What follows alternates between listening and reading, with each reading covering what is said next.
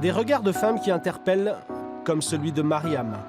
Elle était enceinte le jour de l'accident et sa sœur âgée de 15 ans la remplace à son poste dans un des ateliers du Rana Plaza. Son corps ne sera jamais retrouvé. L'effondrement au Bangladesh de cet atelier textile a fait plus de 1000 morts le 24 avril 2013, principalement des femmes. Le photographe Jean-François Faure est allé à la rencontre des survivantes.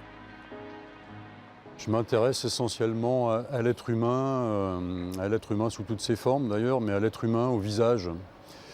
Ce visage qui est vraiment la partie la plus exposée d'une personne, la plus exposée et malgré tout la plus fragile. Des visages abîmés, des corps meurtris, toutes ces femmes travaillaient pour l'industrie du textile, pour des donneurs d'ordre occidentaux. Elles ne gagnaient pas plus de 30 € par mois. L'exploitation est très grande. Il y a des très riches et évidemment quand il y a de très riches, il y a beaucoup plus de pauvres.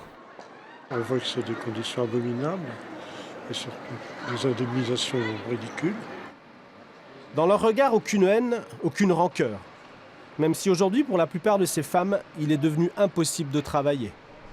Pour elle, c'est un rêve qui s'est anéanti en fait. Elle pensait s'émanciper un petit peu comme ça en travaillant. C'est difficile pour une jeune femme de travailler au Bangladesh. Même si elle gagnait 1 €, 1,50 € par jour, ça leur permettait de devenir indépendantes de leur famille.